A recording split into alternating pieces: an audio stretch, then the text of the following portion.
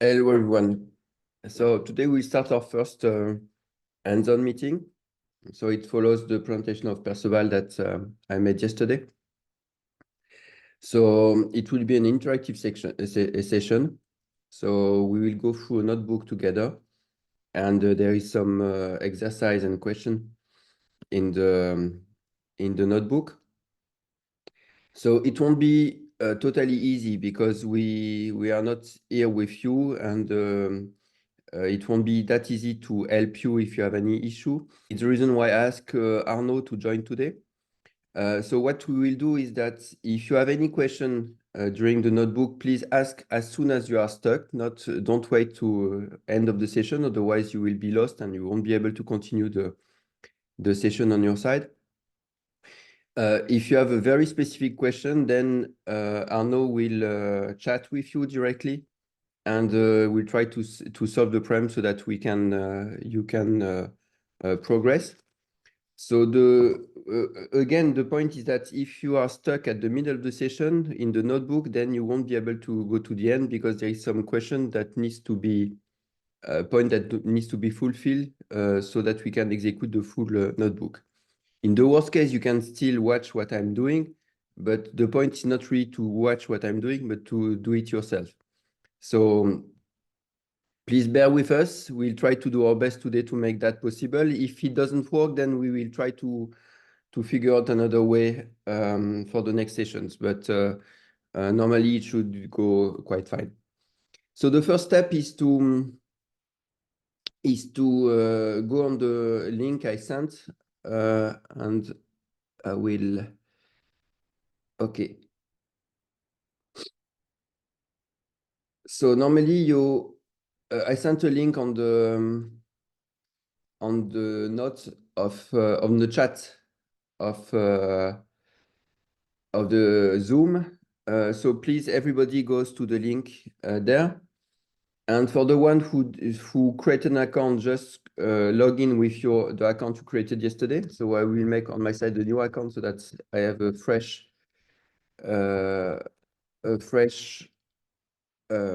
interface. So there is no need to register. The first time you will log in, it will create the account for you. So please remember your password, otherwise you won't be able to log again with your session.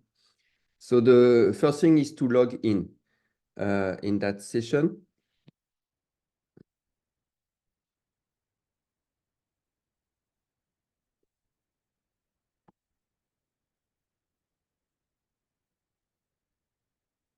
Okay, and you should see something like that. So make sure that you can go up to there. So if you are not familiar with Jupyter Notebook, I will just go through the interface very quickly so that you can see what we can do with that. So in Jupyter Notebooks are a very useful way to code online and collaboratively. So you can create different things on your Jupyter lab, and everything is around the launcher. So I will go through quickly. So launcher is interactive Python session. So you can launch other things at Python session, but we'll stick with Python today. And basically you can execute Python code here.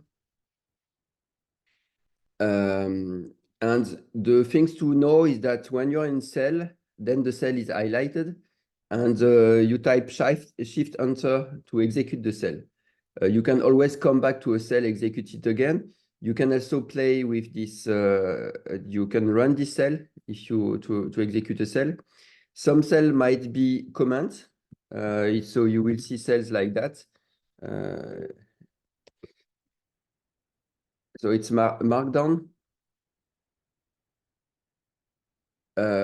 And when you go through a notebook where there is such a cell, then it will just run there. So here I'm executing, I've typed shift enter, I'm executing the cell, and then I can go to the next step. Okay, so this is the minimum you need to know about the notebook.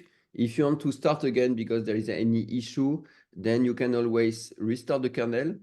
The kernel will stop here. So stopping means that if I type something, it says that the variable a is not defined. It's just because the kernel is not start, and you can re-execute everything from the beginning. Okay, and you see that the star means that he's waiting to execute, and then he goes step by step. So this is basically all you need to know about notebooks. You have a navigation panel here that we'll be using to go through different files. You can navigate here in the different session that you have opened, but you don't care about that. And here you can see the plan of this file. Here there is only one section, which is this SSL command. Yes, so basically that's all you need to know globally. After you can play with the interface, with different things. So feel free to go through the interface, but the main point is to be able to follow what I will be doing and to execute the notebook that I will be saying. So if you are done here, close the notebook you created, and then create a new notebook. And in the notebooks, we'll be using the notebook just to install Perceval. So you need to type pip install Perceval Candela and execute this line. And basically what this does, it's install all the package that is needed to run Perceval on your instance of Jupyter. So this will take few seconds, and normally it will end at the end completely.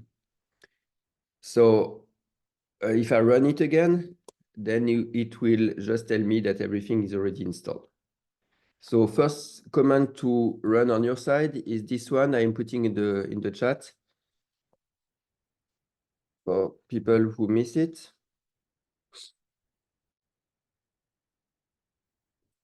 And then we'll be installing the notebooks that are prepared for the class. So it is on GitHub, on Candela GitHub. You can see that there is the Perceval repository here. We'll use tutorials. So what you need to do, I will copy in the chat. So what you need to do is in the same notebook, execute git clone, just execute git clone this, and this will clone the repository, and you can see that on the left side, you can see in the browser section, you can see that you now have a tutorial directory here, and we'll also clone Perceval.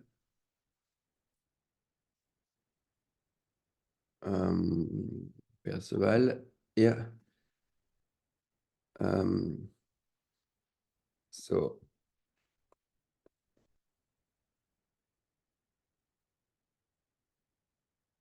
okay, so I have everything installed on my side, and you should do the same.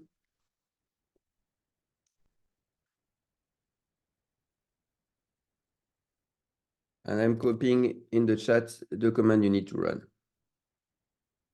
So just a comment on the exclamation mark. The exclamation mark says that you are not executing some Python, you are executing some bash command.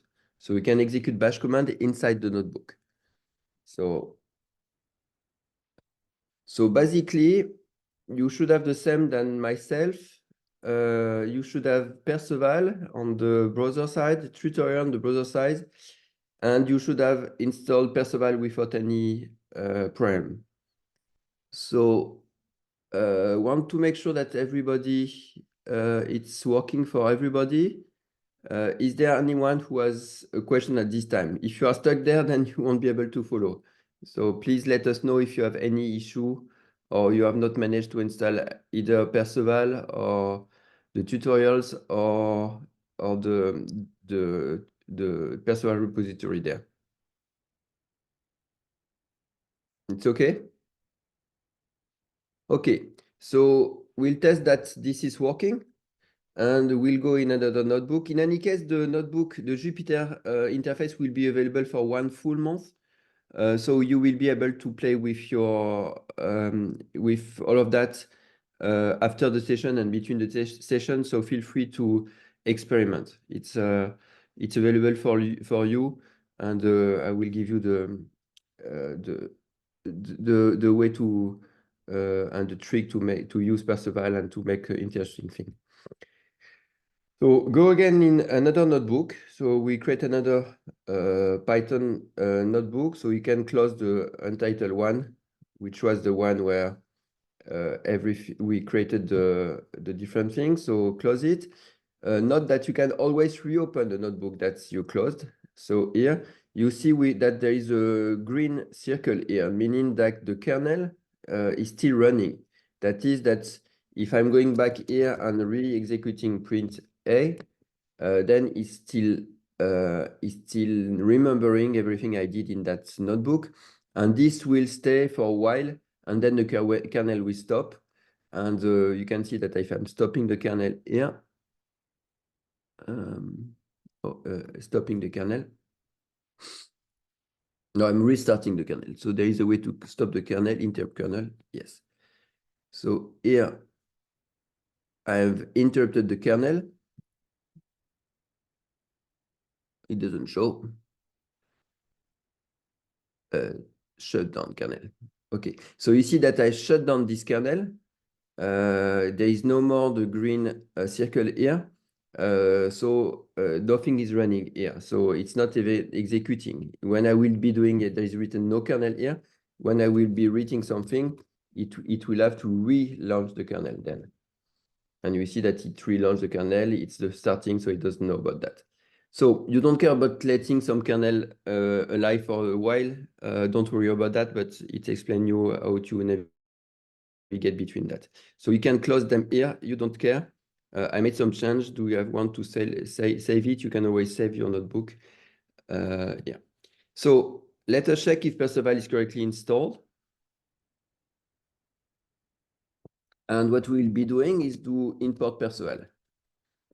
Import Perceval as PCVL. As mentioned yesterday, Perceval is the name that we like to give to Perceval namespace.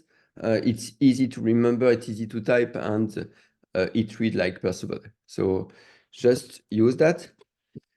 You will have it running. It has launched the kernel, and then it works. And we'll just check that we have installed the latest version of Perceval with that. Okay, it works. At this point, you should be there, and you should have Perceval running on your notebooks locally. Again, please use the chat. If anyone has not that at this point, let us know, and we'll try to help you.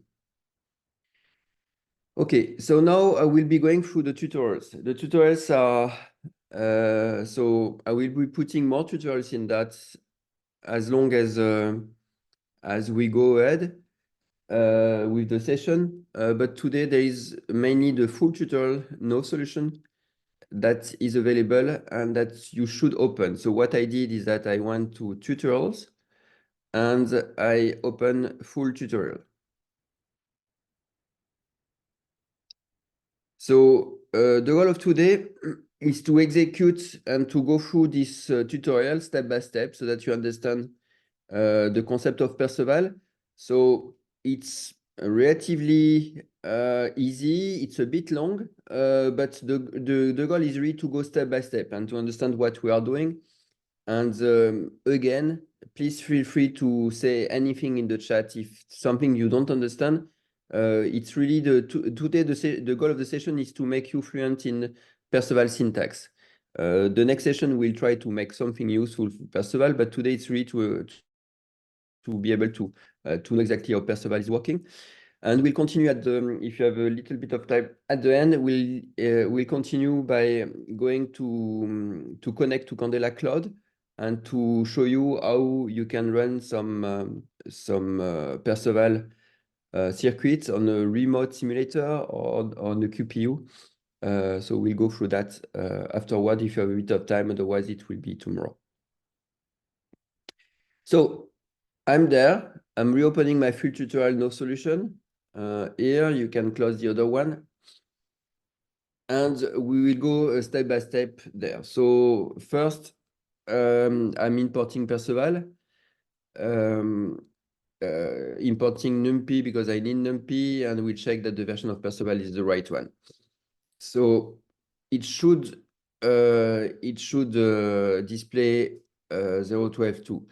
Note that there is a number here, number 1, showing that it's the first cell that has been executed. You can always rerun a cell, and you see that it's number 2 here. Sometimes it can be a bit confusing. Sometimes if you try to execute a cell that is not without the previous one, then you get an error. But you don't care. You just come back and go to the previous cells and execute step by step. And in any case, you can restart and execute cells from the beginning. So I'm executing, and now we'll be looking at a basic state. So basic state is basically what we manipulate all the time when you are using within Perceval. And basic state is representing basically fog states. It is what I mentioned yesterday. A fog state is a ket, a region like S1, S2, S3, Sm. M is the number of modes. We use that as a convention. N is the number of photons, and Se is the number of photons that is in the E mode.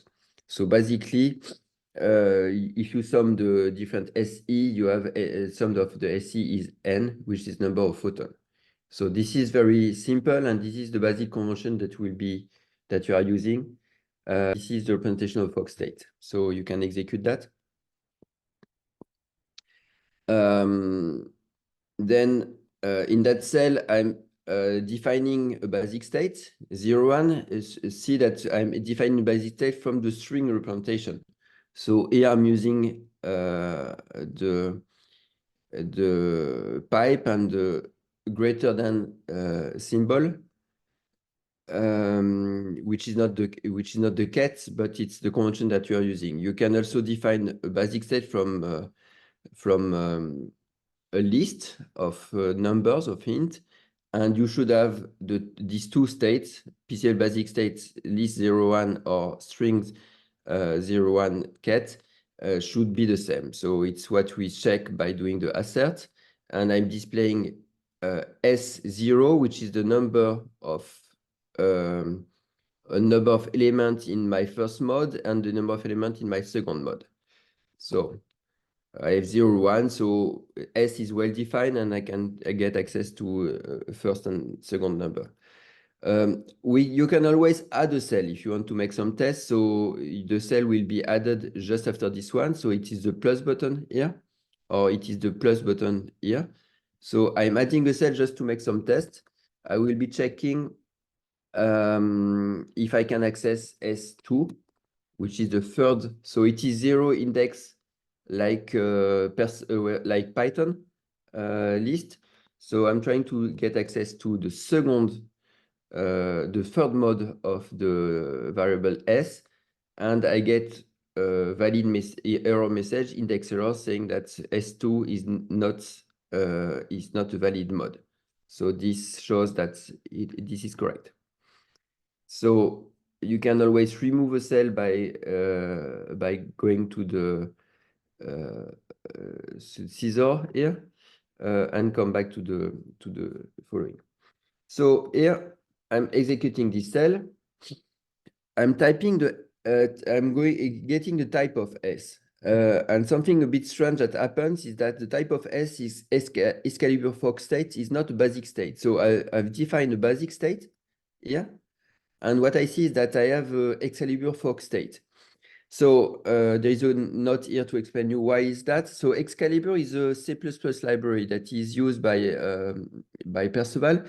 Excalibur is not open source, so it's optimized code that we are developing at Candela. but it is distributed free with Perceval.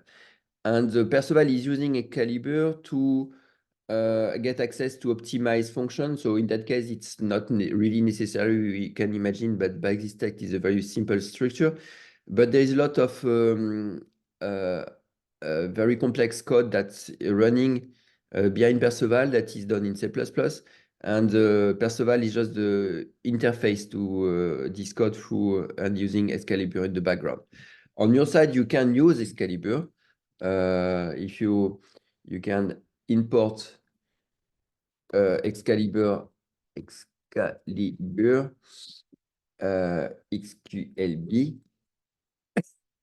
and you see that it's working. The interface is not open, but so you need to make some guess to know what we can do here. But for instance, you can define, we'll guess that Fox state is the same thing, the basic state, and it should work. It works. So I've correctly defined my Excalibur object directly. Not that it's not exactly equivalent, because the basic state is inheriting from state, but as additional features. So if you play with Excalibur, you might not get exactly the same behavior. You might have some missing function that are only implemented in Perceval. But still, there is something that sometimes it's quite useful to go with Excalibur, because there is a very useful and optimized function that you can use for solving some problem. We'll go to some of this function in the next session. In particular, there is compilation features that are very useful in Excalibur that we are using when you are compiling a circuit for a QPU. So we understand the Excalibur Fox state, and we are displaying my state. So my state is displayed as a string. So for readability, it's okay. I can always get s.n, which is the number of photons in a state. Just as a reminder, n is always used as the variable to indicate number of photons. S.m as the number of modes. And actually, the number of modes is also the len of the state. It's the same thing. So you see m equal to m equal to. So it's the same. So very basic definition of a basic state. Not that we cannot assign something in a basic state. So we add the S0, it's 0, and we like to add a photon in a basic state. So if I'm doing that, I get an error saying that the Fox state cannot support item assignment. So it's an opportunity for us to make a small function. So every time you will see cells with enter code here and end code here, it means that you have something to do. Basically, it's not only me. So I'm trying to execute that. It fails. So the goal is to define a function here that creates a basic state where you assign something to a given state. So basically, I want to get a new S from S where I assign the first mode of S with 1 photon, and I should get my test here should pass. It should build a basic state. So I'll let you think for 1 minute about how to code that, and then we'll go progressively. So this is very easy, and the point is really to make you, so there is a lot of cells in this where there is some part to code yourself. So feel free to try things. And again, it's to make the session more interactive. And if you have anything that you don't understand in the solution I will be putting, feel free to ask questions. It's really, we are here for you. So use this opportunity. Arnaud and myself are here. So we are here to help you understand Perceval in detail. So I'll let you make this function. 1 minute, I'm stopping for 1 minute.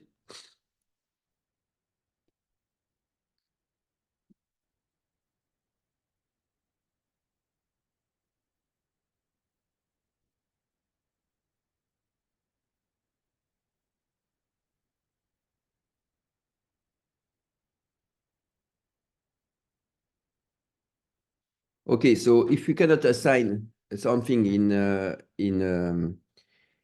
basic state, then we'll create a new basic state with the same state. So I will take list S, I convert my state in a list. So this will get me the different number of photons, different modes. Then I will assign in my list at the position, I will assign the number of photons that I expect, n k. Then I will create a new state that is built with that new list.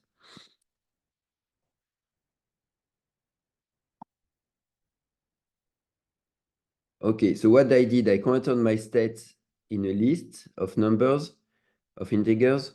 Then I'm adding my photon in the number of photon I want in the position. Then I'm creating a new basic state from this list. So I'm running it, it works.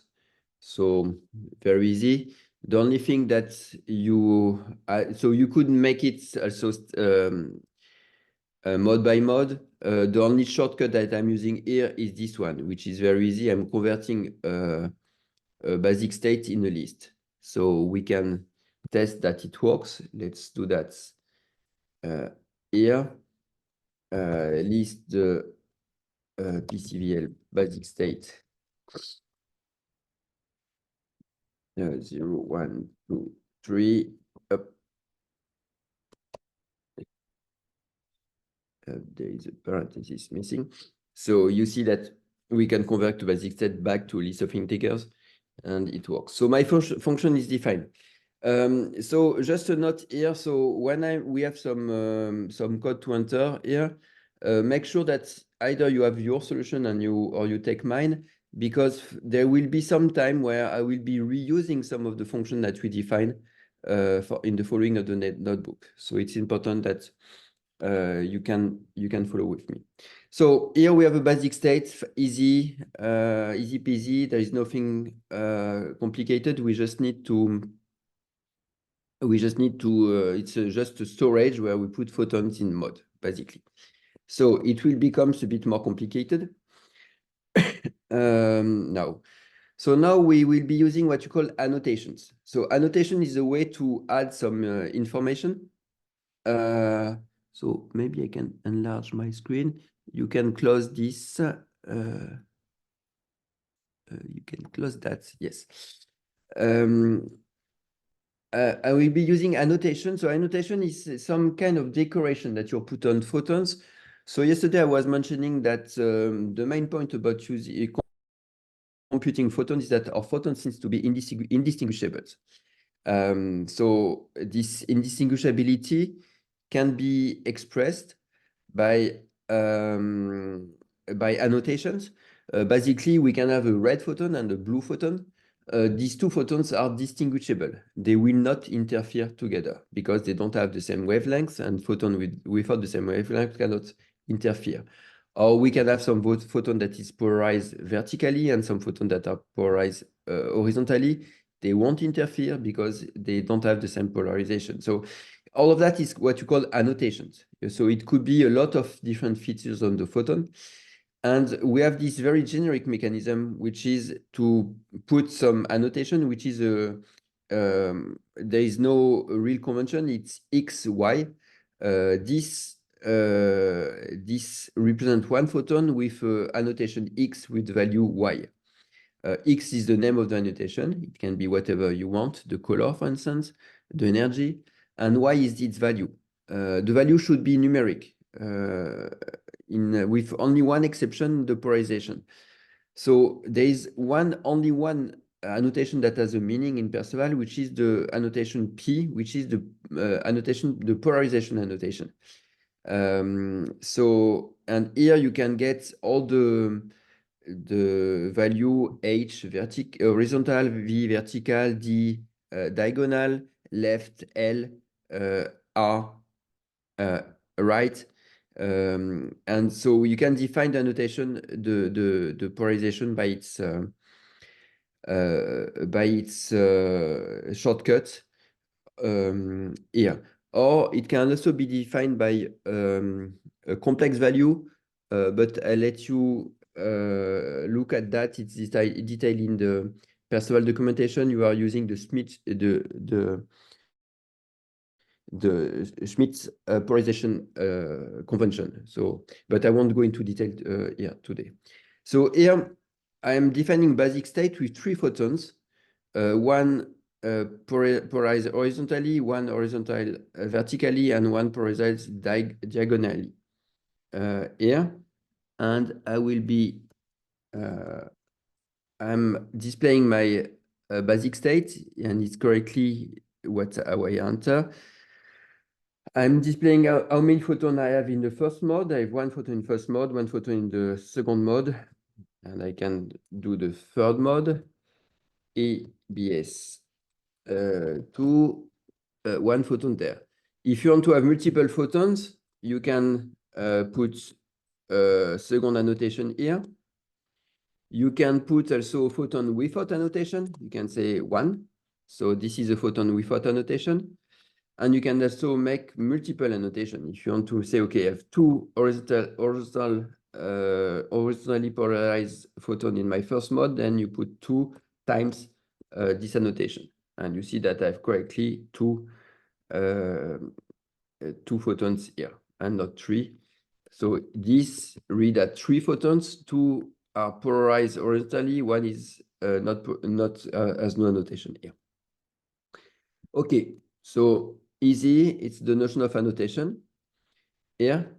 And you can define and combine annotation. So I can say my photon has a polarization annotation and as a color, for instance. So the color needs to be defined by number. So here I put 0, 1. I could put a wavelength. It could be, for instance, 940 and 230. So infrared and something like purple. So it's up to you. There is no convention here. You use this field as you want. At the end, what we will check, Perceval will be checking, is that for 2 photons to interfere, they need to have the same annotation. If they don't have the same annotation, they are supposed distinguishable. So the annotation order doesn't matter. So it's just a collection of annotation. You can see that if I define color 0 P or P color 0, pH, it's the same basic state. So it's some tools to use. I can also I have some function to get access to my annotation. So my basic state, I'm checking if it has annotation.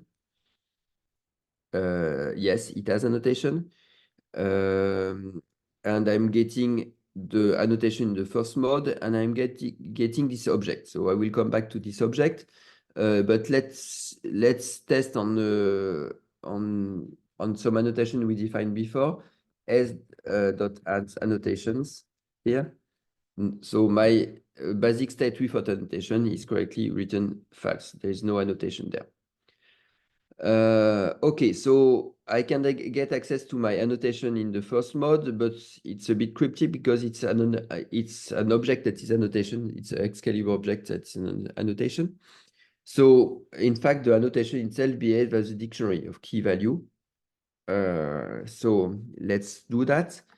So what I'm doing here, oh, I'm retaking this S. Okay, so here I'm going through the different mode of S. So from 0 to Sm minus 1.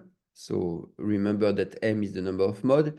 For each mode, I'm getting the annotation that I get here.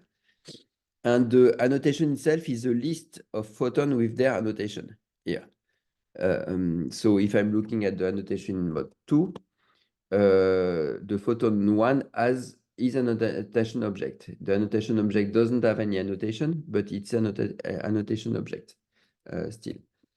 Then so for each photon that is in my list, I will go through the annotation itself just as you go through the different items in the dictionary in Python. So from annotate name, annotate value, and I just happen in my phone to annotation, the annotate name, and then I'm displaying the annotation I get. So my photon 0 that is in mode 0 has the annotation P and color, and my photon 1 in mode 2 has no annotation. So let's try to check if it's correct.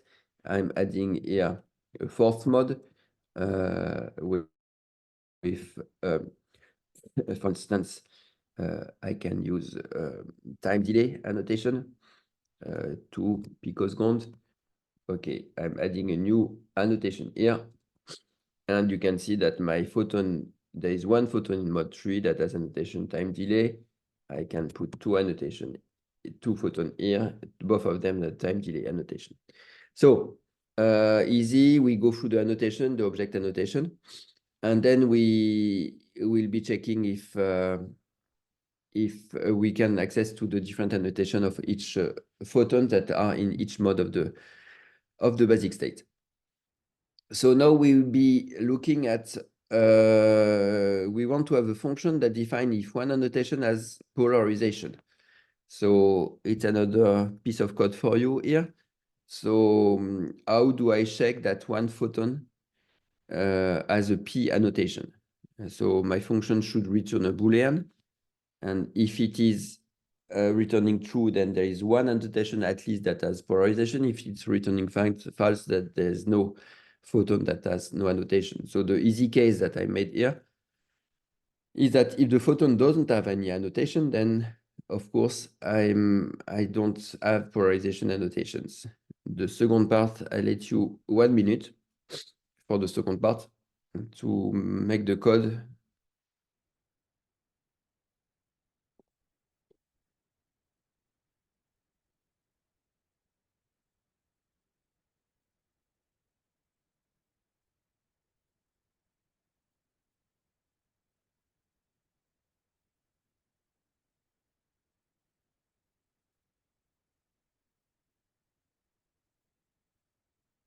Okay, so basically you have everything in the function that was here.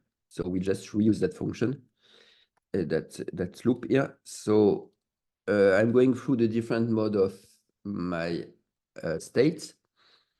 I'm going through the different annotation I get in each mode. I don't care about keeping my annotation. I'm going through the different annotation that I have in one annotation object. And if the name of the annotation is P, then I know that I have some polarization.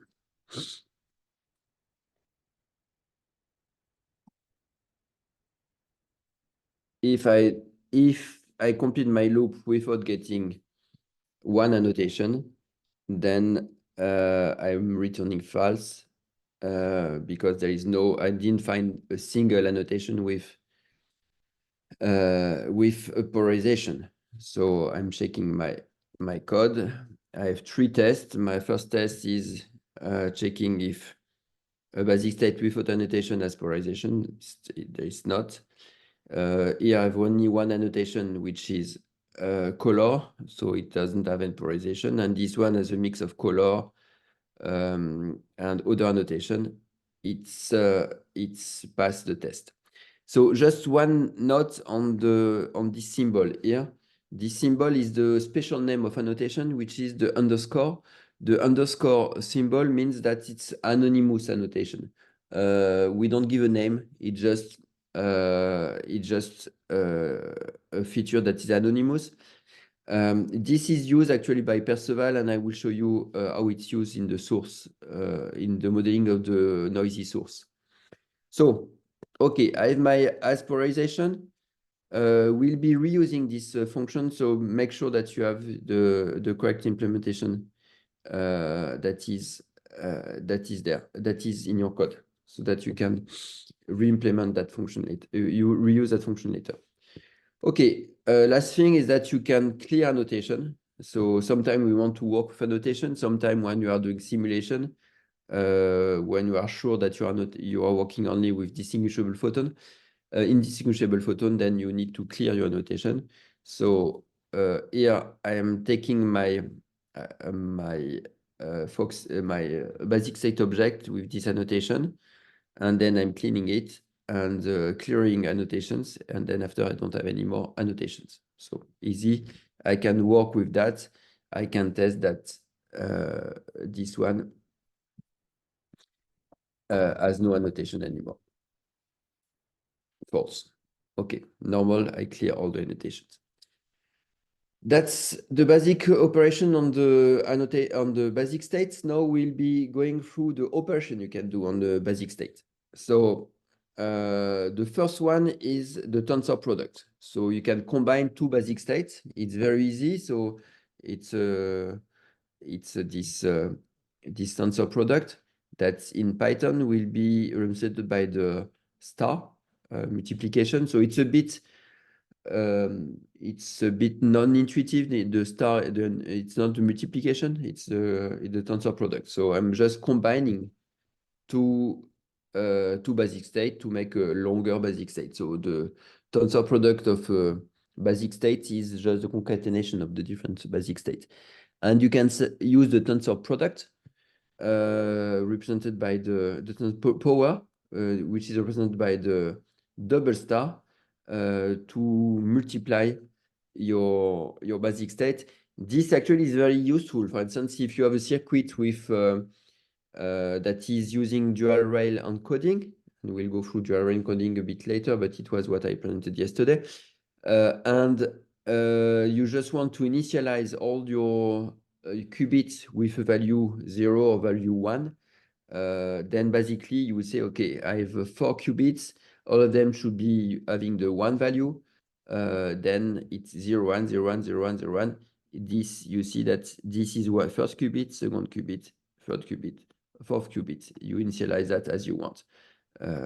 You could say, okay, I initialize with value 0, and then you get that. Just a note is that you can use the slice operator. So we saw that the basic state is behaving a little bit like a list, and actually you can extract from your basic state some different state. Why you will be doing that? For instance, you have some input state, and you know that the first state of your input state is an herald.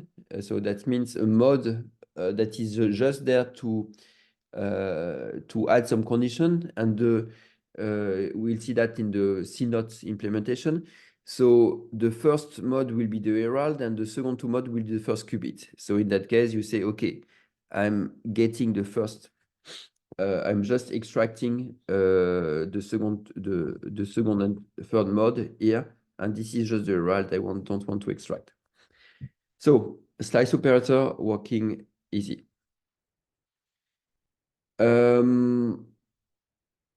Thank you, Arnaud, for giving the solution for the as annotation, polarization.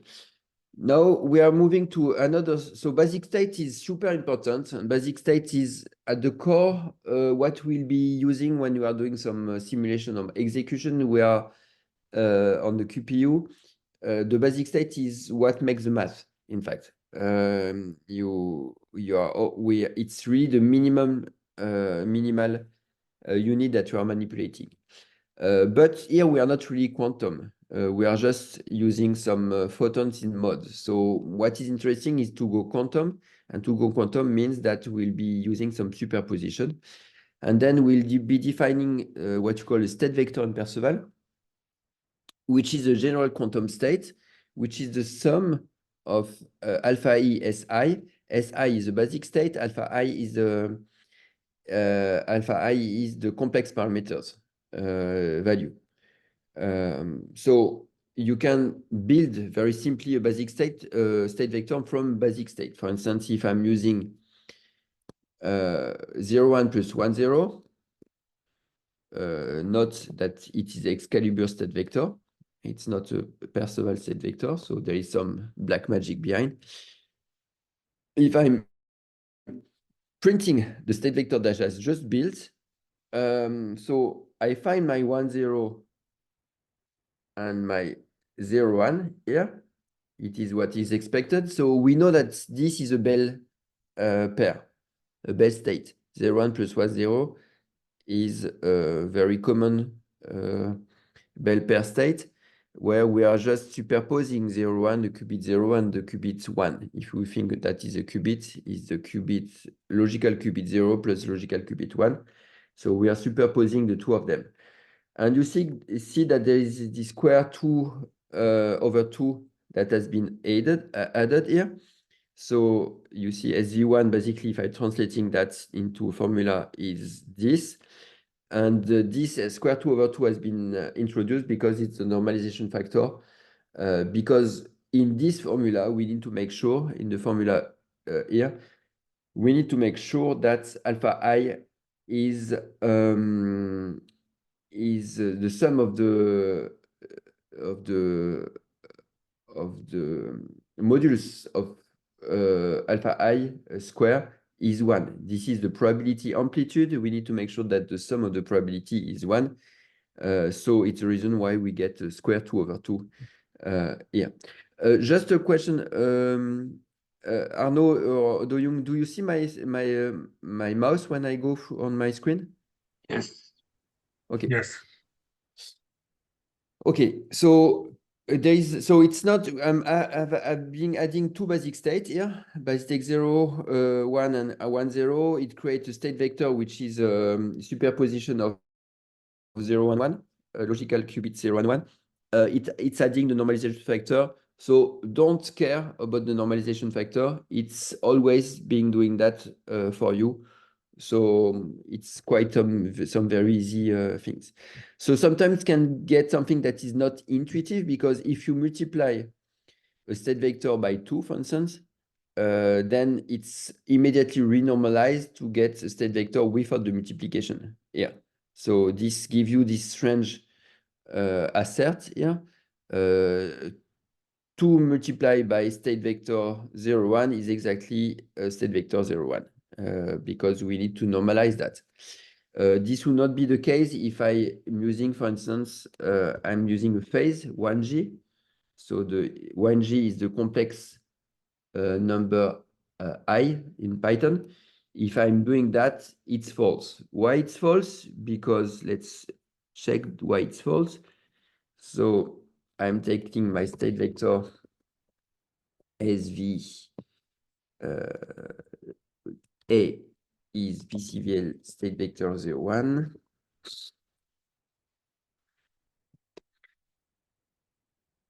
So you see that I'm defining state vector from a list. I can define state vector from a string exactly as for a basic state, or I can define the state vector from a basic state. So it's whatever I want here. So I'm doing that, and my SVB will be 1G PCL state vector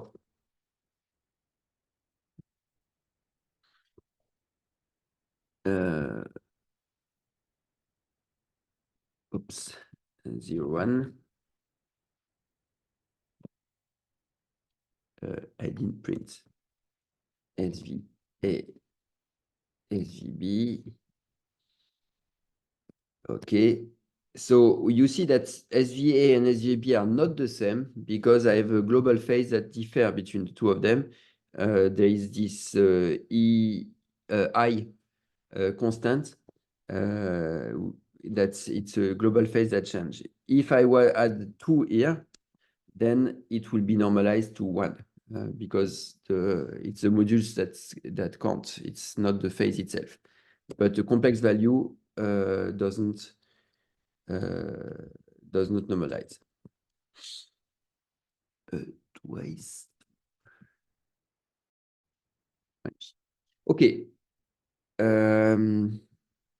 So this is clear.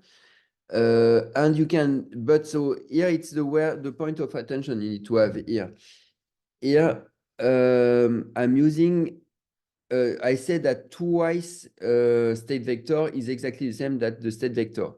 It's correct, but it's not true when I'm doing some operation, because when I'm doing that, for instance, it has not been normalized immediately. It is normalized what you call lazily. That means only when you want to evaluate it.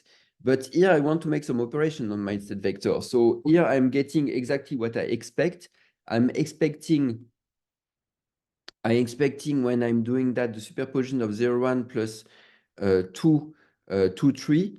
I'm expecting that this will be the coefficient, relative coefficient of my 2, 3 compared to 1 that is there. And this is basically what is being done. You see that at the end, I'm getting the -2 here and the 1 for this one, but I get the normalization factor, which is square root of 5 over 5. Why? Because if I'm taking the square of that, that's make 4. This is twice 2 divided by 5. 4 divided by 5 plus 1 divided by 5, that makes 5 divided by 5. Globally, it makes what? So just be careful of that. So when you are using the product of number to a state vector, it's normalized immediately. So if it is just an integer, then it has no use. But when you are doing that in the formula, then it's being used to build the state. Yeah. Something else that you need to notice here is you saw that we have square SQRT, the 2 over 2 that is being displayed, and not the numerical value. And this is a built-in feature. So, and this is very convenient because we don't know what is the square root of 5. We don't that we know that square root of 2 is 1.4 something, but we don't know what the square root of 5 is. We don't recognize that easily. So Perceval is trying to make your life easy here by trying to recognize special number that are part of that. And you can switch off the number of conversion here. So I will just put back my G. There was a G here. Okay. And here I'm switch off my my simplification in my state vector. And you see that you have actually some very complex things here. So this is the square root of this is the twice the square root of 5 divided by 5 with in the complex mode, and this is the square root of 5 divided by 5. This number here. So Perceval hide that for you, but behind the scene, it's using the numerical value. And how it does that? It does that because it's re-implementing the string value, the string SSTR function. The STR function is automatically called on an object when you are trying to display the object. But if we call that function manually by adding this nSimplify false parameter, then it disables this simplification. So you see that this is really not intuitive. It's not something that we can read. We would not have recognized that there was a square root of 5 in that formula. So it's the reason why Perceval is trying to make that evident for you. Of course, if you get some very unusual value like the square root of 137, it won't be able to recognize that. So, but it tries to recognize the main square roots. It recognizes pi. It recognizes the fraction, the common fraction. So it will try really to understand what is the number that you are seeing. So it's the magic that is happening here. You don't see it, but it helps you a lot. The last function that you can use is using pdisplay. Pdisplay, I told you that yesterday in my presentation. Pdisplay means pretty display. Is trying to prettify the object that you are manipulating in Perceval. So I will pdisplay here, and it display the state vector as a table, a nice table where you see the different components of your state vector, the 2, 3 components that is there, with the value e and times. So there is not very super nice here. We could make that a bit nicer. But you see that there is a complex probability amplitude with the norm of 2 square root of 5 over 5. And there is the superposition state 0, 1, which is this one here, with the square root of 5 over 5. So in that case, it's we prefer that display. It's a bit simpler than this formula. If you had something like 20 different states in your superposed state, that will be a bit hard to read. This one is more nicer. Again, you can use the here, and normally it should work. Yes, you see that it turns back to the numerical value here that you have. So last, state vector. If you want to manipulate state vector, it behaves as a dictionary again. So it's quite easy. So you can iterate through the different basic states of the state vector, and you get the coefficient alpha, and you can either display the value of the coefficient alpha, or you can manually call the function that makes the simplification, which is a utility called PC simple complex that recognize that this number here is corresponding to -2 square root of 5 over 5 I. This is that, or and the basic state. Easy. And so here you have some very useful utility to display, to simplify numbers and everything. So point of caution, you cannot mix basic state that, so here you saw that you are mixing basic state with different number of photons. And actually, this is very common when you have some photon loss. You have some state that have 1 photon, you have some state that have 0 photon.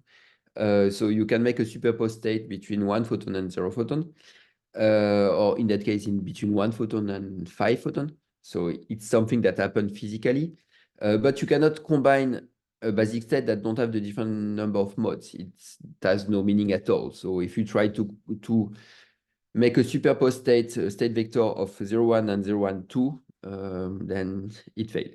It's not possible to make that. There is no way you can combine. It has no physical meaning to try to combine things that don't live in the same space. So, okay, we have that.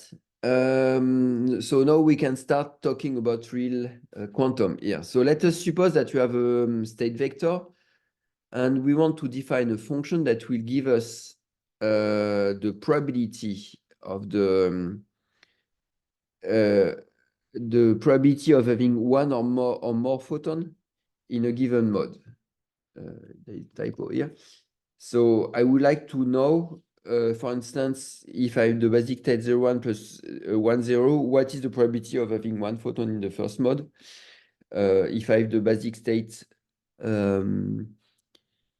this one is strange, 1, 0, 0, 1, 1. What is the probability of having 1 photon in first mode? And in my basic state that was complex with the square root of 5 over 5, what is probability to have the 1 photon in first mode? So I want to have this function, photon probability. So I let you think about that 2 minutes. So we want to implement that function.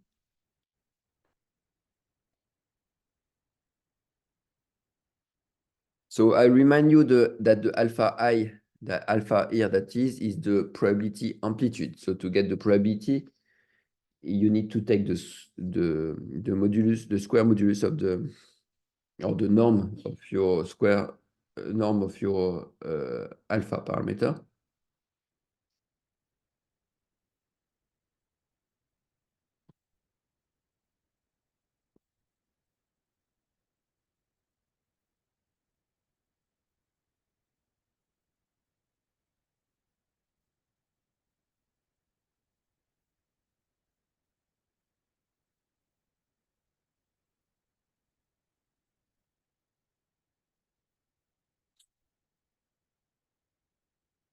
Okay, so It's a bit more complex, so I let you a little more time. So you see that today the function doesn't work. No, it's not that it doesn't work, it's that it doesn't give the right value because it's always 0.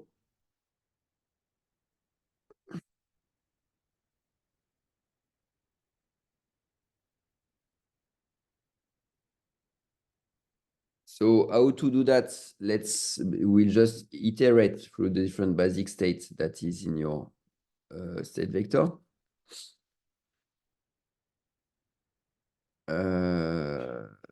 Yes, in my state vector. And then I will, to check if there is some photon in my mode, then I need to check if basic state the mode. So that means that there is a photon in my mode here.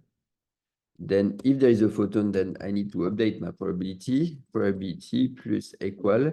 Then I'm taking the apps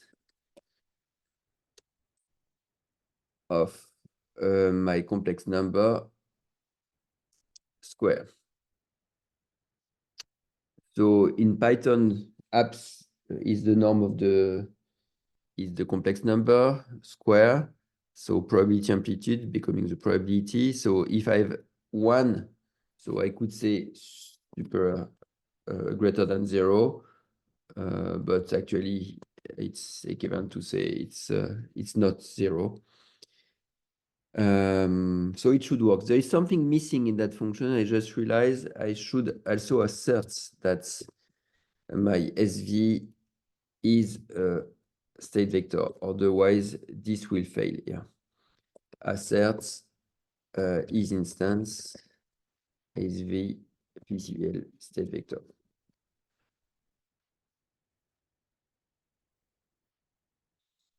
Okay, let's try. Okay, my 3 asserts are passing. Just a comment on is instance. So we showed that state vector is actually using Excalibur state vector, but is instance, but so it's an inheritance of your state vector. But his instance is checking for the class and for his parents. So I could also put here Excalibur and it will work the same.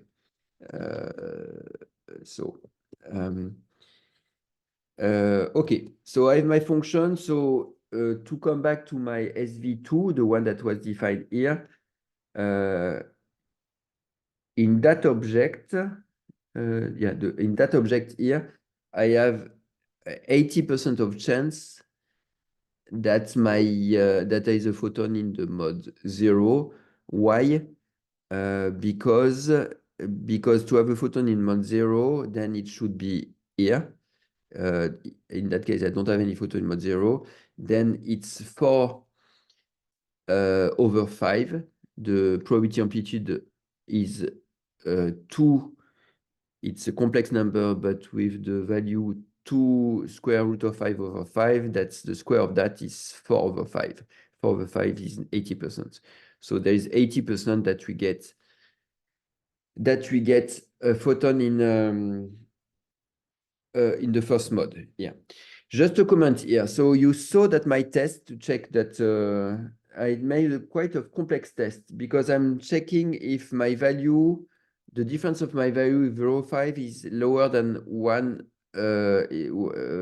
10 power minus 6. Why I am doing that? Because if I was doing directly, if I was checking my photon probability directly, I won't get exactly 0.5. Why? Because I'm manipulating floats number here, and there is some limitation. So you see that it's almost 0.5 is not 0.5 because there is some approximation in my squaring of square root of 2 over 2. So it's just be careful in that you will never get exactly 50%. So it's almost 50%. It's not 50%. Yeah. Some other function we could have called to do that will have been to try to simplify my number here And if I'm simplifying my number, Perceval will try to check that actually 0.49 is very close to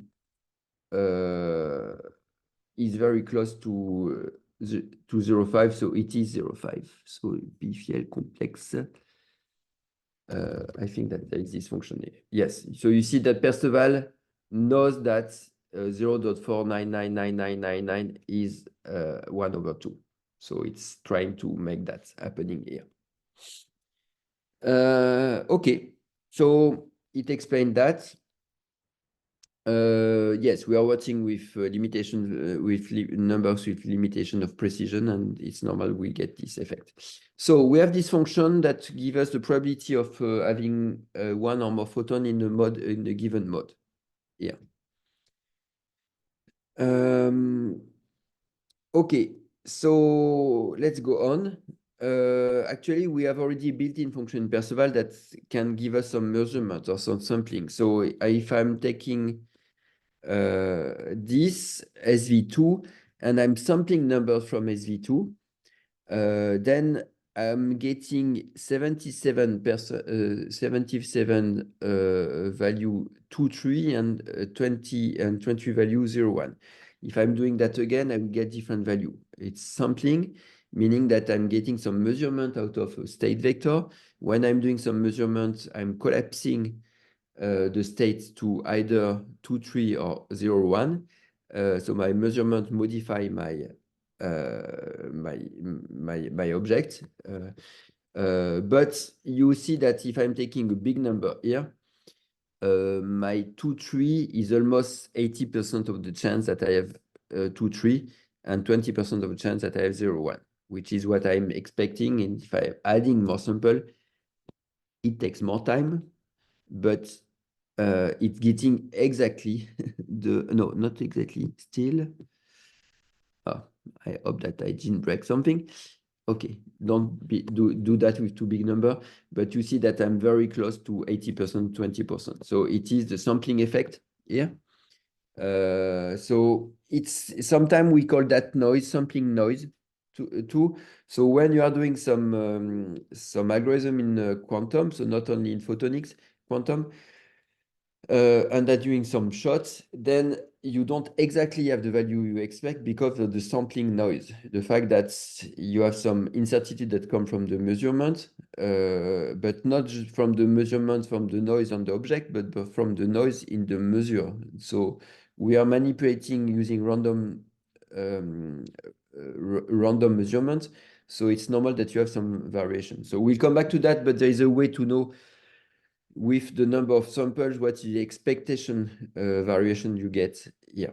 So the sample function is very easy. So you saw that I'm doing samples 1000, I'm just adding that. So, but I could also display my sample. So I will make that far simpler. Not 1 million, otherwise it would crash everything, but let's say this, and I will print my sample. Up. Okay. Wow. This was a lucky one because I'm getting 10 times 2.23, which is exceptional. Yes, you see that I should have some 0, 1 here.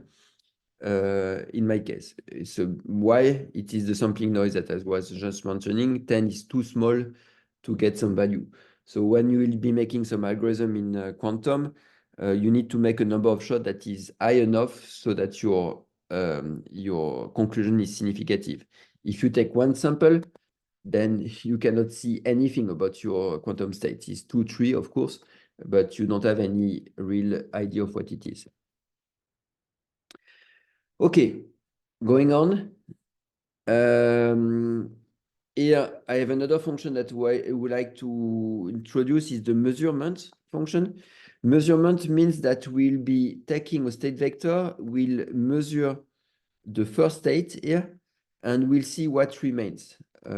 So if I'm measuring my first state and my first state only, then I have two I have two more states that remains. So if I'm measuring that, I'm getting 1 because it's always 1 here, and with a probability of 1.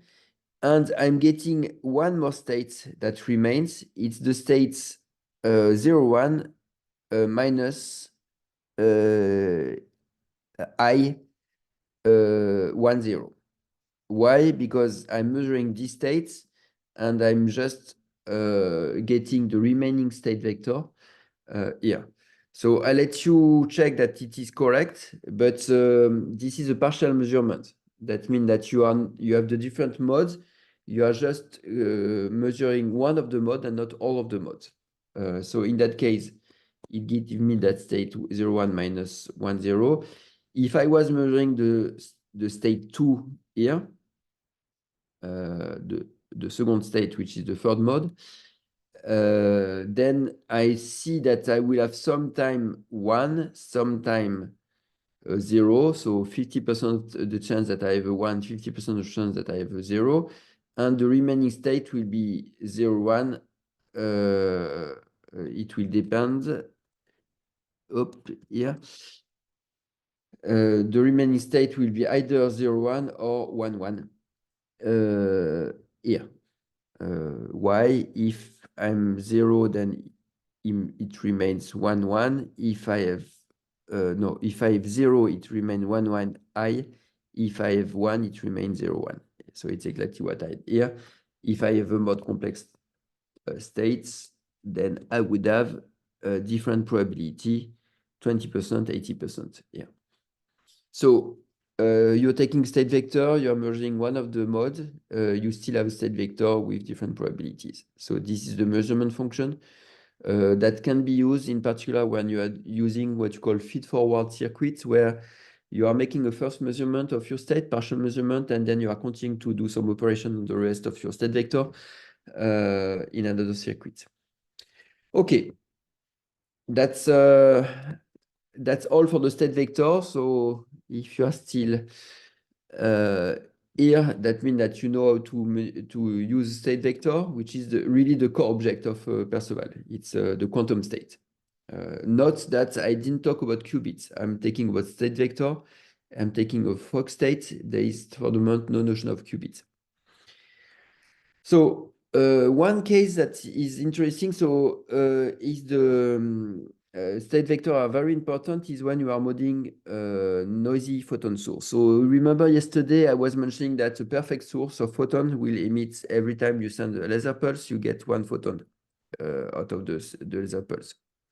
So this is it is the ideal life, the perfect source. And let's try that. Okay, I'm defining a perfect source. So I have an object, a new object that is Perceval source, where I say, okay, I have my emission probability that is 1. I have no multiphoton component. Multiphoton component is the G2. What is the probability of having 2 photons? And then I have 100% of my photon that are indistinguishable. So that means that there is no source of indistinguishability. And I have 0 loss. So I'm building a state vector distribution. A state vector distribution is a mixed state of state vector. That means that it's a probabilistic combination of different state vector. Be careful here, state vector, we are using probability amplitude of different basic states. Mixed state, we are using probability of different states. So let's make that manually. So let's suppose that I have 50% of chance that I have some, no, I will take 50% of chance that I'm emitting some photon. So my source, 1 times over 2 is emitting a photon, and the other times is emitting 0 photon. So what do I get in my SV distribution? My SV distribution is 50% that I have 0 photon, 50% that I have 1 photon. It's not, this is a state vector, so it's a basic state, but still a state vector, and with different probability and the probability amplitude. So this one is easy. Let's suppose that I am using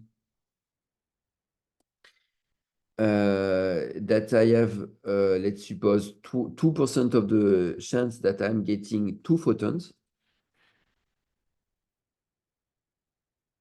Oh,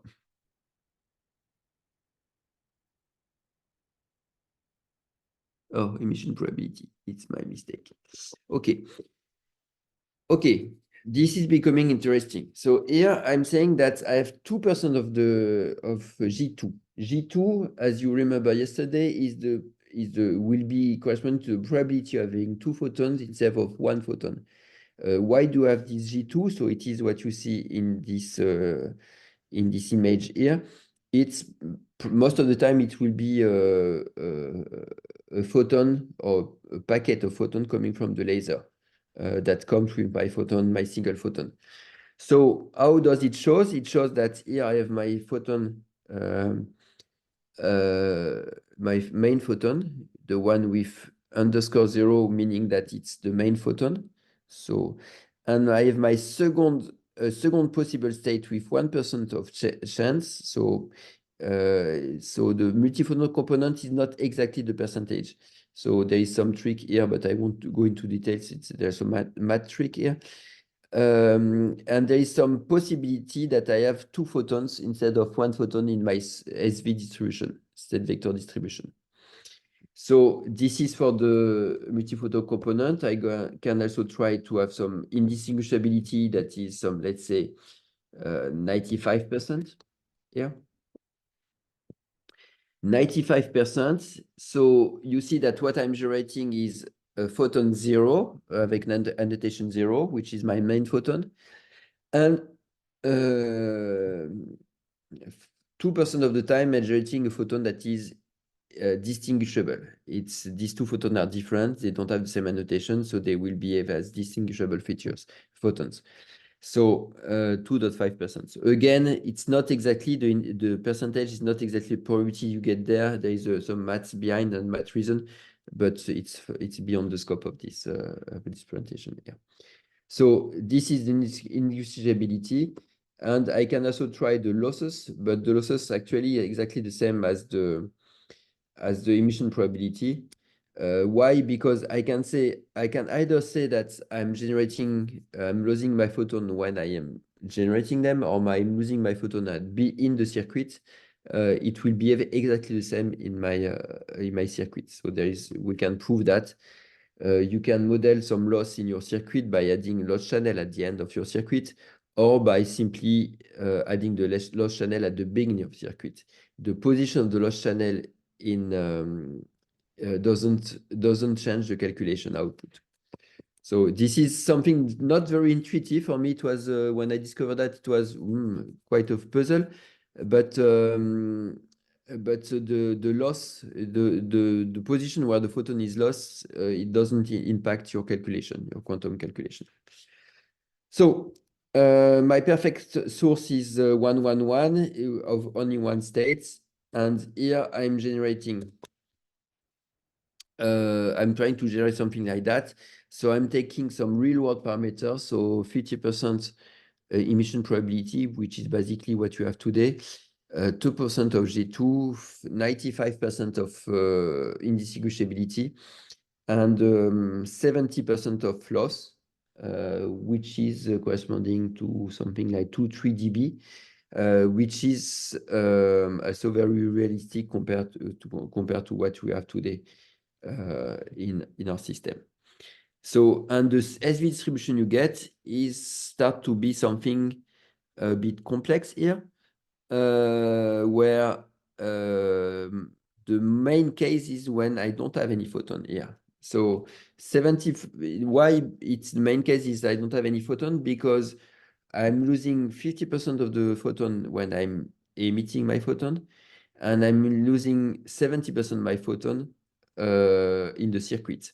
So this combined makes that the main state that we'll be observing is that there is no photon at all. So I can use the photon probability function that I just defined here to combine what is the probability to get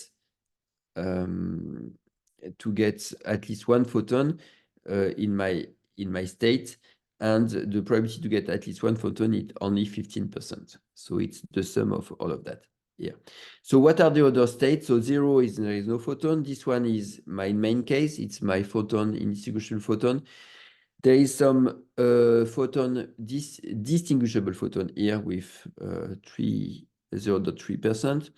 There is some laser photon here with 0.05%, and there is combination of distinguishable photon and G2 that makes this case. When we look, so this is for one single source. When you are using multiple source to make calculation on 5, 6 photon, then there is a tensor product of this.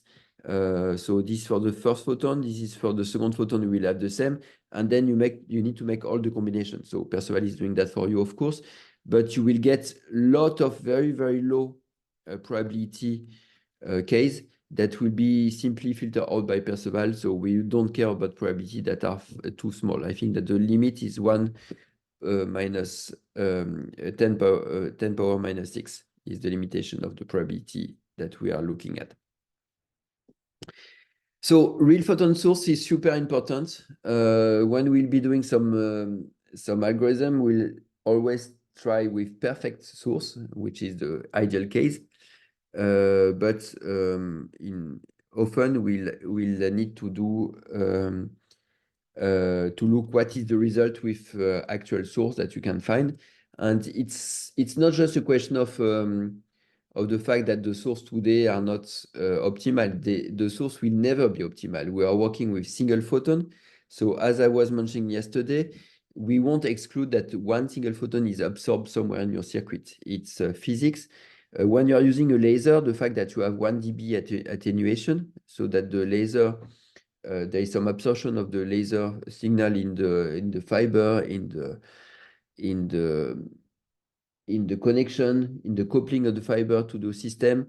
You don't care because there is enough signal remaining at the end to make what you want to do, and it's how the telecom work is working. With single photon, if your photon is absorbed, it is absorbed. So you are losing some quantum states. So there is no way to recover lost single photon here, except by having more photons and continuing so the fact that so any algorithm that what I'm going at is that any algorithm that we want to develop needs to take into account that we will be losing photons. It's the physics of the single photon that's happened here. Of course, we'll try, and at Candela we are trying to reduce the loss. We can go to probably something like 30% of loss in the circuit in 2-3 years. We can go this probability up to 80% here, but that will still give me only 50% of chance to get one photon at the end of my circuit here. So if I have 6 photons, then I need to get probability, this probability of seeing one photon. I need to take this probability power the number of photons I want to use. So let's suppose that I want to use let's suppose that I want to use 20 photons. Then the probability of having 20 photons in a row is 9 is this number. So if I'm using 80 megahertz clock, then I will have 700 hertz coincident for 20 photons in my system. That means that if we want to make some calculation on 20 photons, even if you have 30% loss, even if you have 80% emission, at the end you will still have 700 hertz of calculation rate that you get at the output of your circuit. Okay, I'm taking some time here, but it's really to give you all the intuition that sharing all the intuition, all of that. So obviously I won't be able to complete this tutorial today, but we'll be continuing tomorrow on what we have not done. So we are done with the representing state vector distribution, basic states, annotation. So we are done with that. Now let's build some circuits. So to build some circuit, we'll be importing something unitary components. So this is this part, and I encourage you to look at this link here that is in Perceval documentation. And it is all the components you can use when you do a circuit in Perceval. So beam splitter, phase shifter, permutation, wave plate if you are working with polarization beam splitter, polarization rotator, and there is two other ones that are non-unitary, time delay and loss channel. This one are non-unitary. But this is all the components you have access to. And for some of these components, there is multiple of them. For instance, for the beam splitter, you have three types of beam splitter with three types of unitary matrix. So the one that you call beam splitter X, R, Y, or H. Why you have multiple convention is because it's depending to who you are talking to. If you are talking to a physician, or if you are talking to a mathematician, or you are talking to a computer scientist, they will take different convention for beam splitter. But know that all of them basically can be represented as with the Rx plus adding some phase. So this is the global. This is the global definition of a beam splitter, where you can have some phase before, after, on the left, on the right, on the upper arm, on the lower arm. And if you use this phase, actually all of them are equivalent. It's just that they are all equivalent, but there is some phase difference between these different representation. If you are talking to, if you are used to use gate-based, then probably you want to use the H beam splitter, which is the one that is the closest to the Hadamard gate. If you are more looking at physics, then you will be using the Rx, which is the default. And you see that the only difference between all of them is the global phase that you have, the phase that you have in different modes here. Okay, so let's start and doing some circuits here. So I've imported PCA, all the library of components in the PCVL comp. So again, something I wanted to show. If you go to Perceval code here, so you see that the path here is perceval.components.unitary components. So this is simply the path that you get in the code, perceval.components.unitary components that are all here in that part. There is most of the time you don't care about that. You just care about getting the right path. So there is only few of them you need to know. Perceval components. There is a Perceval algorithms that we'll be using tomorrow, and there is all the other components are objects are in the main namespace Perceval. So here I will start with a permutation. So permutation is very natural with photons, because permutation basically you have your fiber. You imagine that your photons are in fibers, then you just switch your fibers to make them arrive where you want. So this operation is very complex actually. The permutation in the gate-based circuits, if you want to move your state to one mode to the other mode, it's quite complex because you need to make teleportation of your state. Here, there is nothing to do. You just move your fibers and you get your state where you want. So it's just a physical, and the nice thing with working with photons is that switching them is quite easy. So here I'm defining the permutation. The permutation is defined by a permutation list 201. It needs to be permutation list. So you see that I can put 211, it will fail. It's not a permutation. Here that I'm putting the mode 0 in the mode 2. I'm taking the mode 1 in mode 0 and the mode 2 in mode 1. So this is represented by this circuit. This is the PCVL display this circuit. So a component is a circuit, is a simple circuit, but it's a circuit. I can see the definition of my permutation, which is the unitary matrix. I can describe my components. Describe meaning what do I have to type to make it. So it's exactly what you typed here. And you can get the name sometime when you want to go through a circuit and see what are the components in my circuit. So, okay, I have my first permutation. So let us generate a permutation, that a global function here that generates a permutation where I'm just keeping all my mods at the same position, but I'm inverting the first and the last. So it's not very hard. I'll let you think about that for 1 minute.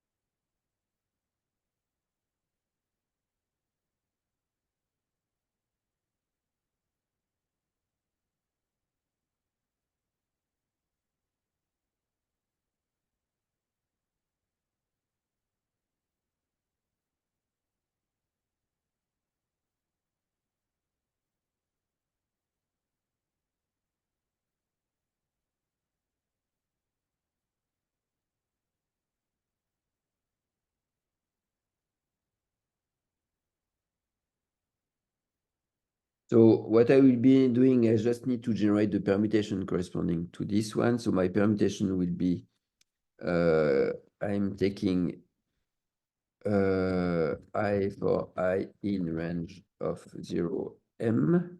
So this give me give me 0, 1, 2, 3 to m minus 1. And then I will just invert the first mod and the last mod. So mod 0 will arrive to m minus 1, L m minus 1 equals 0. And I'm generating my permutation as pcvl_comp.perm of L. Okay, my function is defined. I will just test it. Let's say perm test equal invert first last 10 mods. Display perm test. Okay. You see this is the permutation that is keeping the first mod to the 8th mod, to the second mod to the 8th mod unchanged, and I just switch my first mod and my last mod. Just in terms of graphical representation, you can see that here there is this, we see that the mod are crossing each other, but you have this white line here that shows that it's not a beam splitter. This is really some mod that are moving like fibers that are moving from one position to another position. So I could also display the unitary matrix here. So there is multiple way to see the unitary. We'll come back to that. Permtest.u.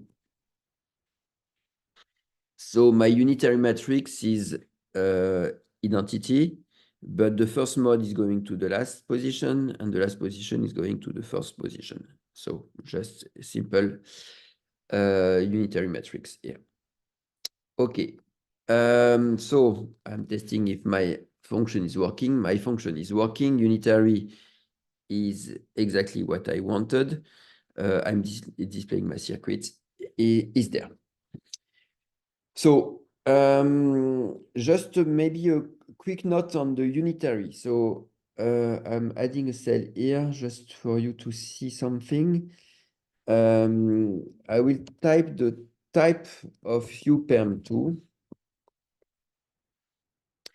So uperm2, which is a unitary matrix that I obtained by using complex compute unitary, is a matrix which is an object of Perceval. But there is a way also to I can get use symbolic equal true. Oh, in that case, it doesn't work because it's not symbolic, but I will come back to that. So in that case, it's a numeric matrix, and we see that's numeric matrix because there's n here. But sometime, and we are working symbolically. Here, there is no symbol in my matrix, so it's just a number. So I cannot make it symbolic. But sometimes it's convenient because we can work either with symbolic matrix or with a numeric matrix. And it's very easy because it's allow you to display very nice representation of a matrix. But what you need to know is that you don't care. Basically, you're manipulating this matrix object here. That can be either a symbolic, either numeric. And for the numeric matrix, you are using NumPy. For the symbolic matrix, you are using SymPy, which is another package from Python. But this is totally invisible for you. You are just using this matrix, and you can display them with PCVL display, as we did here. You can you can modify. We can modify them. You can do whatever you want. You have a very easy object to manipulate. So okay, we did some permutation. Permutation is interesting, but it's not just quantum. Let's do some real quantum component, which is the beam splitter. So what I'm doing here, I'm defining a beam splitter. So I told you by beam splitter has multiple conventions, so you define them like that, for instance. But by default, my beam splitter is Rx, which is the matrix that we showed. You can so the name, the description, it is what you can use to define your matrix, your beam splitter. The description of your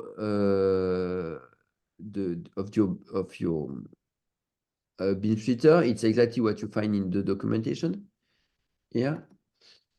Beam splitter Rx is this plus the phase around. And this is the definition, but in our case, we didn't give any value for phi BL, phi TR, phi so on. So what remains at the end is, and the theta is by default P over 2, meaning that it's by default, it's a 50% reflexivity. So we can make theta equal, I don't know, 2/3 for NP pi, for instance. So that means that here we have a reflexivity that's not equal to the transmittivity. And you can see that when you change the default value, you have the value that display on the component here. And you can define also all the phase that you see in the definition. So it will be phi BL. That will be, maybe there will be a phase of pi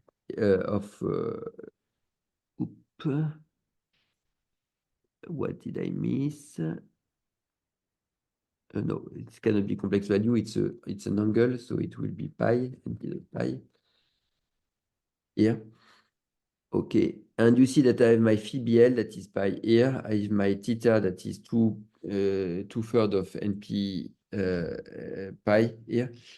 So you have you can modify the parameters that you see in the description of your components here.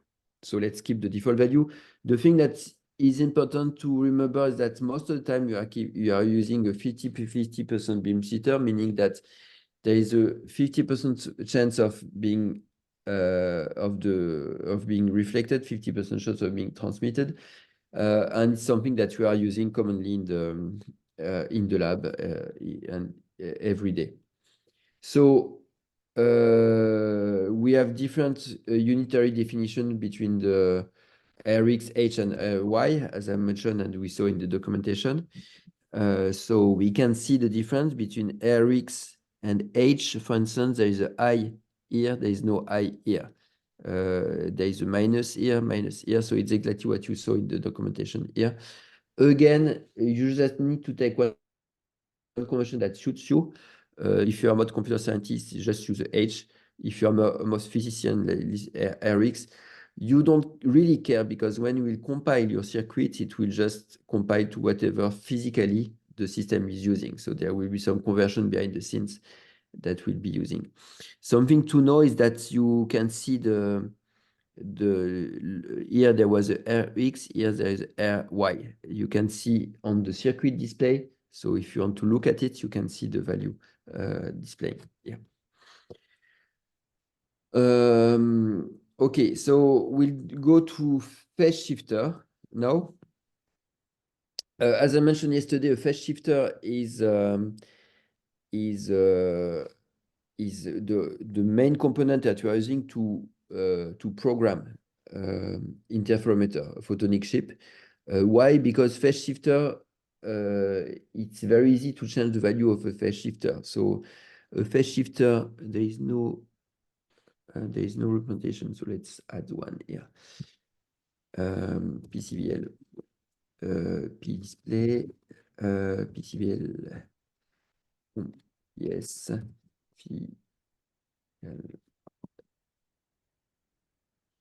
So phase shifter represented by this. So it's looks like a slab of glass or any material. So if you have a circuit, PCVL, circuits to so here I'm jumping a bit ahead, but I'm defining a circuit with two modes. I want to send two photons in the two modes, in the mode 0 and mode 1. And then I'm adding this phase shifter in the between. What will happen is that the photon will enter a new material here and will go from this material to this material. By entering that material, it will change its phase. Why it changes phase? Because the speed of the light inside the material is a bit different than the speed of the light in the base material. That can be free space, that can be a fiber optic fiber.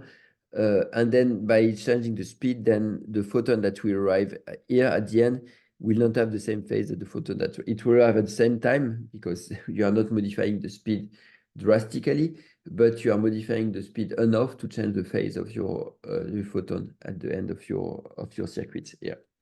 So phase is the phase shifter as the main component that you are using to program a photonic circuit. And this will be illustrated when we'll be doing boson sampling, for instance. So I'm defining a phase shifter with a phi, which is a pi over 8. I can either display the numerical value, the numerical unitary matrix, which is very simple. It's one mode, so it's matrix 1, 1, or the symbolic value, which is E power to NP over divided by 8, which is not a very simple value. Let's make something simpler. 0, 1. So 0, 1 I. So this is the symbolic representation. This is the numeric representation. It is what I mentioned before. This one will be a matrix S. This one will be a matrix N. Okay, here I'm defining beam splitter, default beam splitter, balance one, as I mentioned. And then I'm changing the value as we mentioned before, we saw before. So I'm introducing now something new, which is the parameters. So here we are defining static components with static values of their different parameters. And now what I will be doing is I will be introducing a symbolic variable, P, that is representing just a variable. So how does that work? That works like that. I will split that in two to be more illustrative.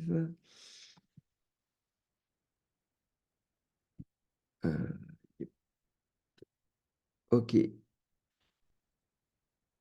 And I won't display I will display the unitary matrix, but I will also display the circuit.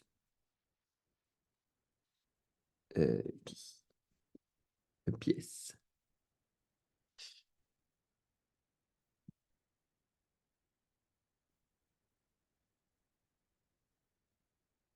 So there is a little trick here. If you have, you saw that what I did here, there was a print here.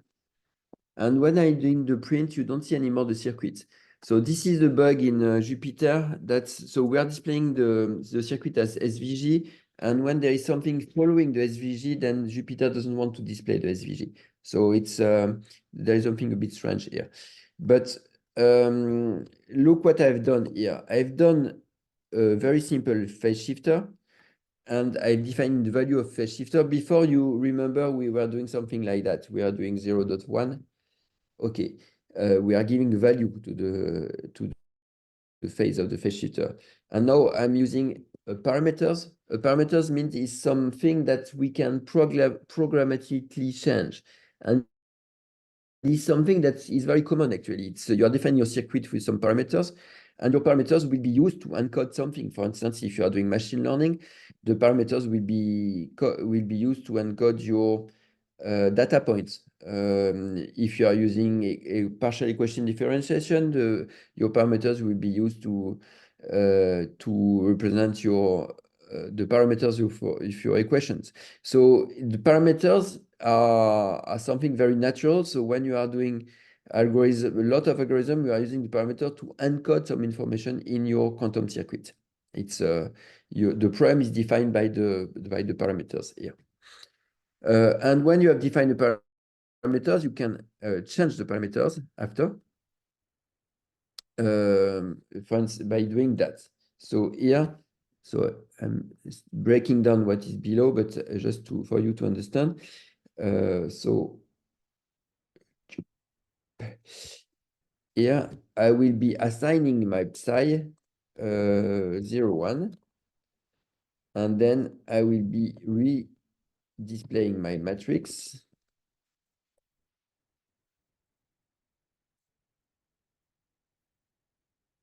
And my circuits.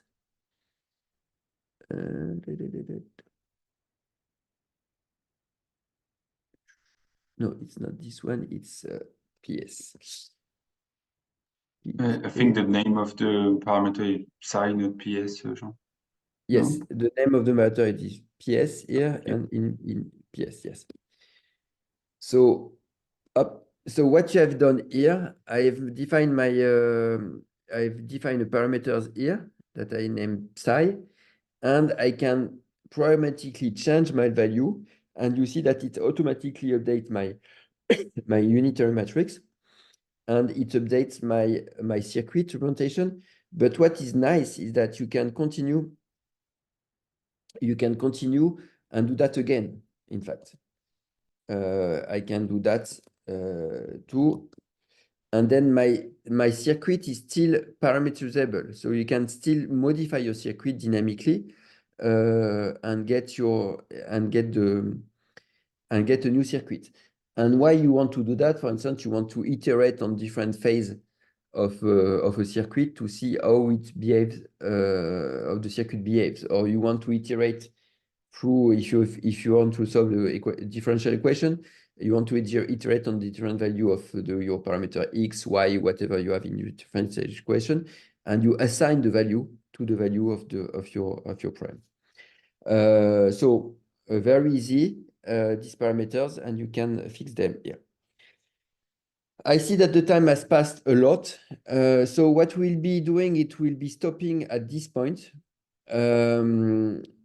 If you have any question, it's the moment now. So what we'll be doing tomorrow? Tomorrow we'll be doing the second part of the notebook. We'll try to go a bit faster so that I can move to also to do some things that are a bit interesting with Perceval. So you have the notebook, so feel free to go ahead and to try to understand and to go step by step. So that will allow me tomorrow to go faster on the rest of the circuit, or this part. Please also review what we did today. If you have any question, please send us a question. You have the email that I sent you yesterday, which is QCenter support. Yes, he's been all sent last yesterday. So. Yeah, the same than yesterday. So Yeah. qcenter@support@cordillera.com. please, if you have any question of the notebook of today, that is something you are stuck on, you cannot understand, please send us that and we'll answer by tomorrow, or we'll start the session by answering the question. If you have not done it yet, also please please create an account on yes, thank you, Arnaud. Arnaud is also sending you his direct email, so please send an email if you have any question. Arnaud will be able to answer. The other thing that I wanted to mention is if you have not created an account on Candela Cloud, please create an account on Candela Cloud and send me your email there was an email thread yesterday that was explaining how to do that. Please do that because by tomorrow I will be granting you access to powerful simulator on the Candela Cloud, but for that I need to know your email. Do we have any question on today session? 네, 오늘 진행된 세션 관련해서 질문 있으신 분들도 있으시면 좀 편하게 마지막으로 질문해 주시고요.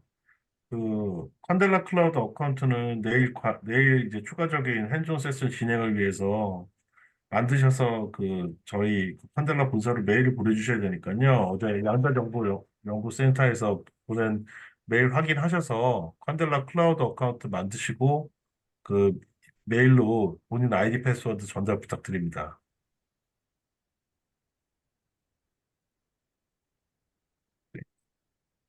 There's no more questions. Okay, thank you very much. So it's kind of exhausting session where you need to go through a lot of different things, but please keep on there. You need to understand the rest of the concept of Perceval, and after we'll be able to start interesting thing. We'll be solving some equation differentiation. We'll be doing some boson sampling. We'll be doing some cool stuff. But for that, you need to have the syntax. You need to know Perceval completely to understand everything we can do. So tomorrow's session will be very important because we'll be going to the concept of circuit, the concept of processor, backend. We'll be running some circuits online. And then we'll be doing our first algorithm on top of that. Just to remind you, so this is the first 3 sessions. There will be 3 additional sessions at the end of the month. You will receive details about that. And after the 3 next sessions, there will be a small quiz. It's kind of test. It will be interactive test that you will be able to pass. And if you pass the test, showing that you have, it won't be very hard. Honestly, it will be quite easy. But the test will give you access to certifications showing that you have reached the first level of certification of Perceval. Knowing that today there is 3 levels of certification of Perceval. But you will have the first level. You will be able to make a circuit, run a small algorithm, and be able to do things. And we'll be very glad to count you in the list of Perceval certified developers. Thank you very much all, and see you tomorrow.